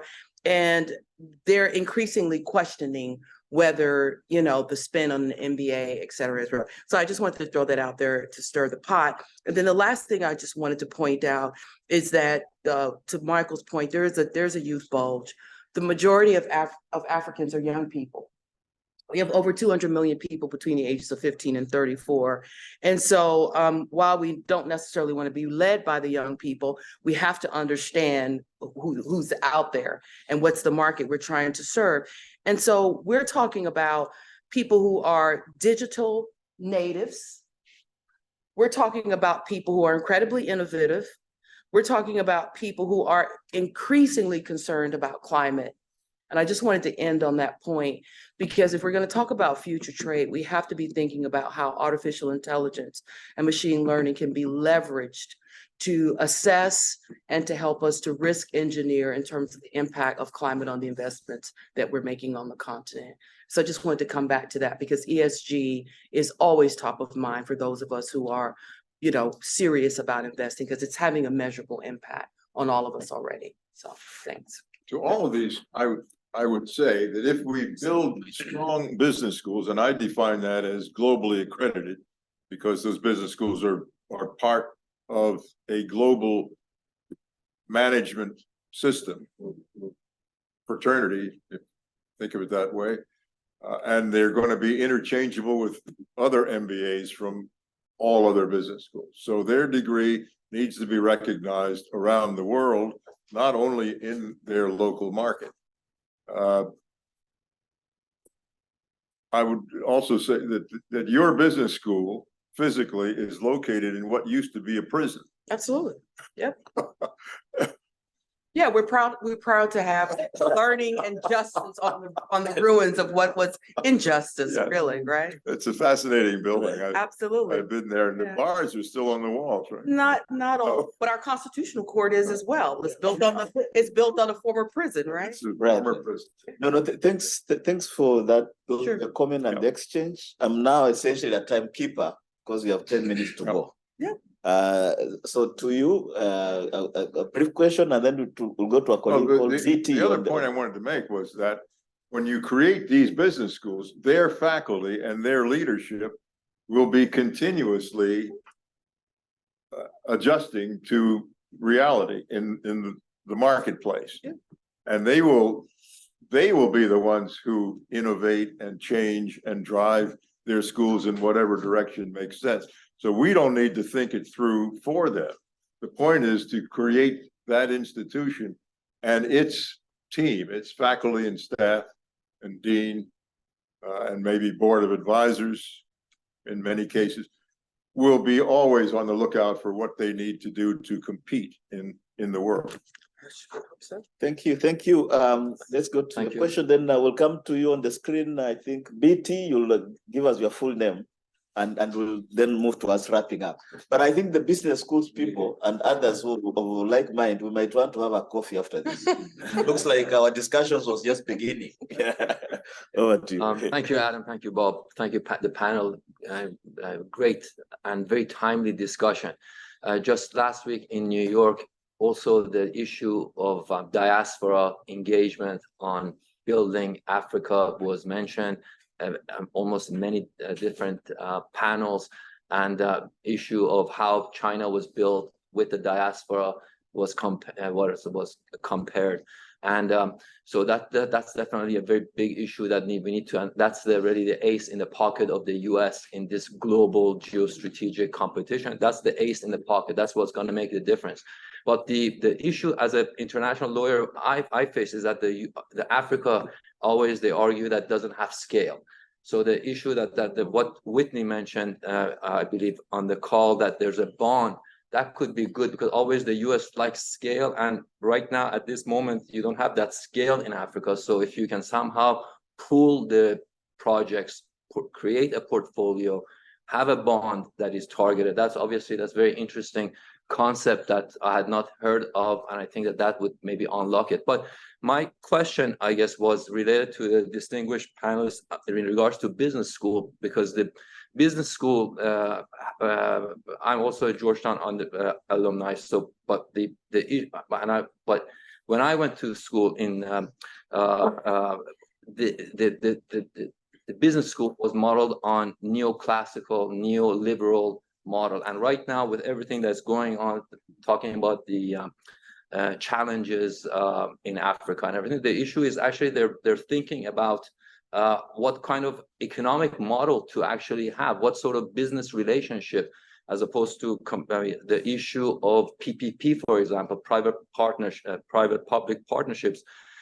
Those are things that are, I think, that are perhaps being, and I'm a student of Africa here, that are being discussed. And so purely profit-based relationship, business models, and all of that, whether that is something that the business schools that we foresee, the capacity building measures that we see, whether they should be focused on developing that side, or perhaps more varied or hybrid structures that have some sort of a cooperative relationship and have some sort of a non-profit or profit sharing mechanisms in it. So I was wondering, how do we see the business schools going forward? We want to expand it, but under how we're looking at that expansion. Business schools these days, are Georgetown and others that I'm familiar with, have moved in the general direction you're describing. They are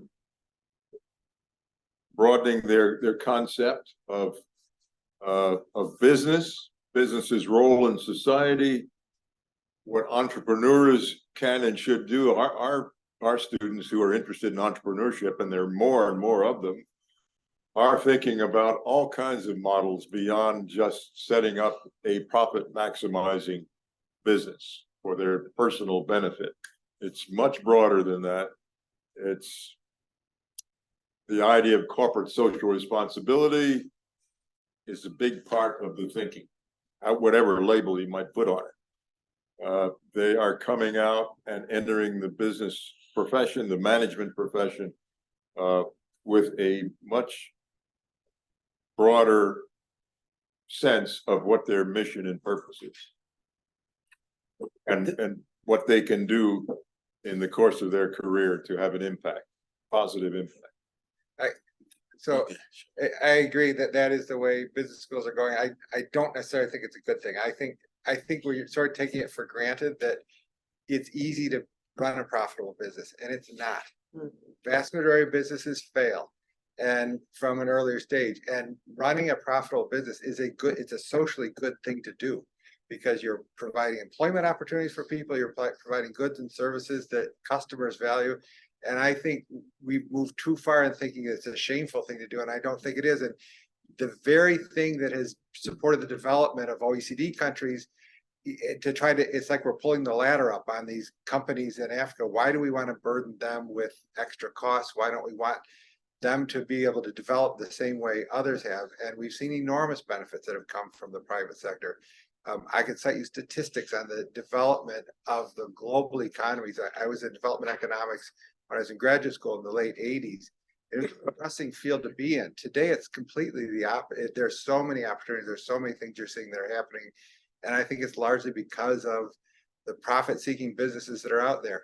Now, that doesn't mean engage in unethical behavior. I completely agree that ethics becomes an important part of it. There are bad things that businesses do. But to saddle businesses with other responsibilities, it's hard enough to cover your costs and make a profit. And profit is just a return on equity capital. So it's part of your cost structure. I think it's important that we allow businesses to thrive in doing that. Right.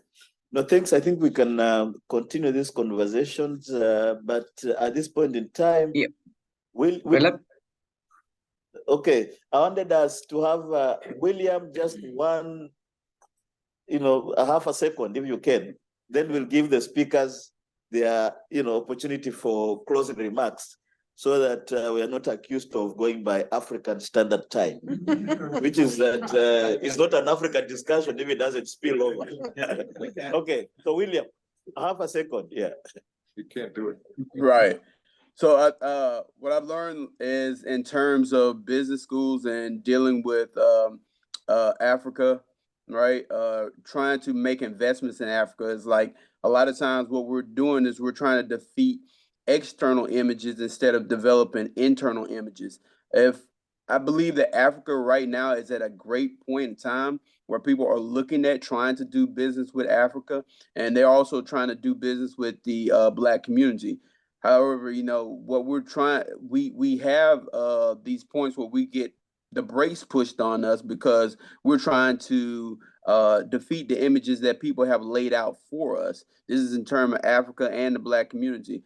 I think right now, since we have such a great opportunity, it's up to us to develop the image that people want to see, an image that makes people want to do business with us, instead of trying to defeat those images that people, that we've seen go for decades, and decades. Right now, if we have great businesses and great minds that want to lead the people, right, or great people that want to see the investment go to Africa, let's start producing those images that people want to see. Thank you. Right. Thank you. We've gone over 1 minute already. So being brutal here for the first time in this discussion. But, I suppose we'll give our speakers the opportunity to, in a minute or so, give us their closing remarks. But thank you very much, William. So we'll start with Ezekiel. Your closing wrap-up comments, and we'll take from there. Yeah. Yeah, thank you very much, Bob. Thank you so much, audience, for this very, very interesting and engaging conversation. I just want to pick up that, there is scale in the continent. McKinsey did a report just a few years ago, and I think just about last year or two. And Africa has a project pipeline of about $2.5 trillion by 2025. The question is, are these projects bankable?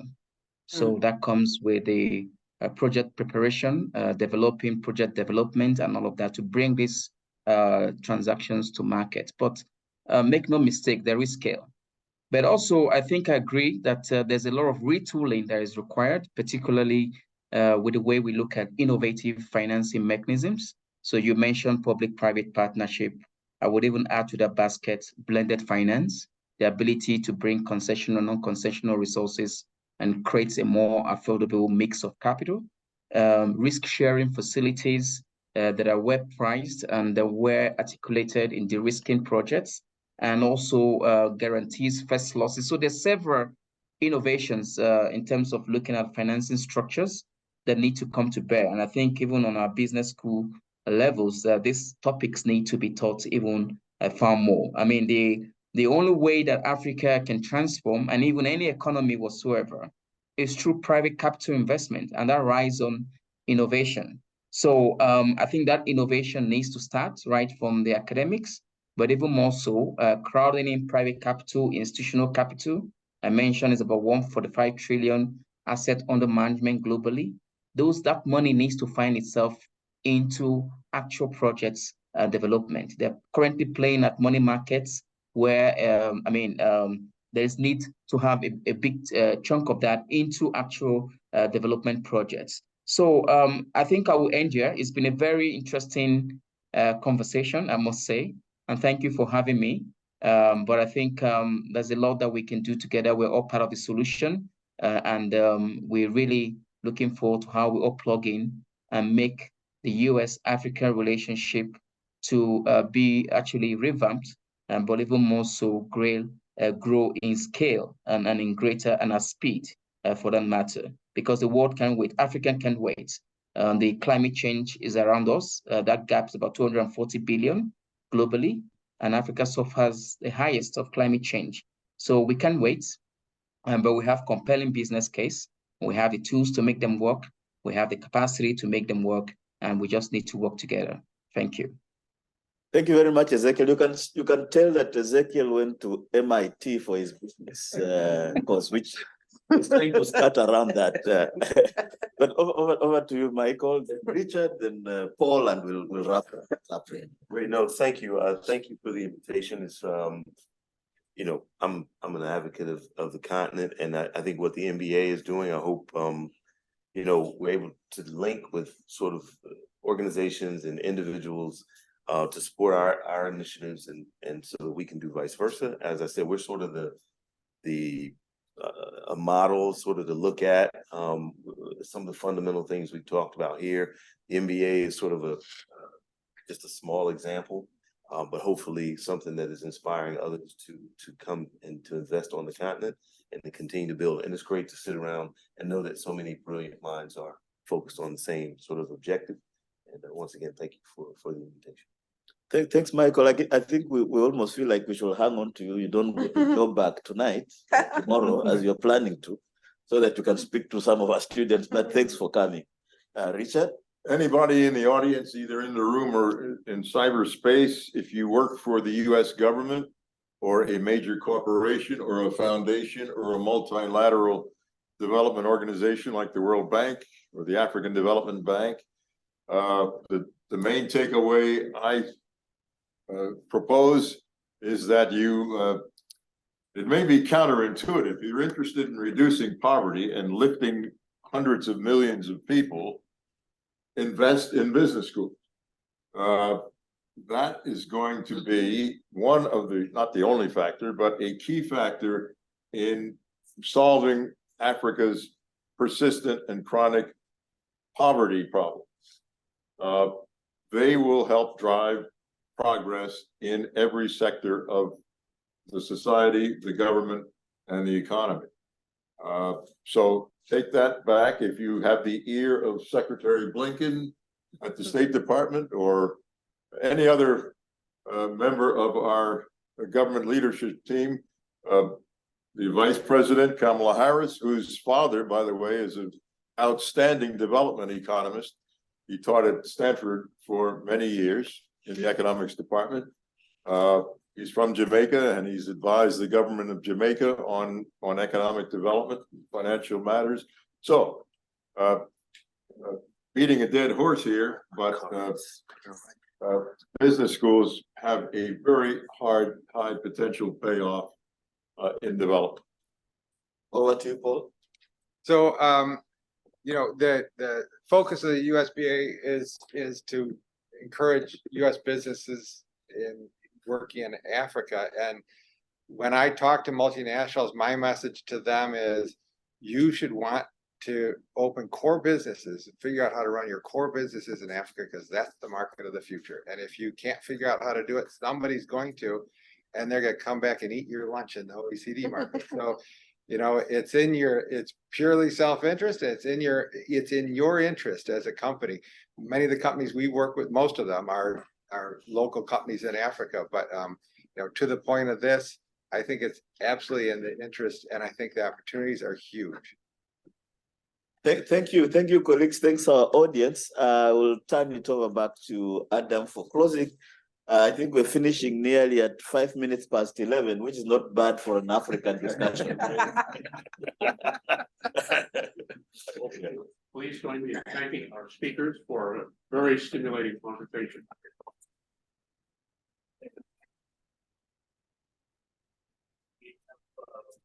Tomorrow at 3 p.m. program on the upcoming Liberian elections. Our next Africa Future Forum, digital governance, and we'll be doing a program the following month on technology. Also, if you haven't seen it, there's an announcement from the White House at 12:30 Eastern Time, 9:30 in the morning on the West Coast about Africa. If you don't have the link, email me or Judy, and we can send you the link to RSVP. It's going to be online only. So thank you very much. We hope to see you again next month.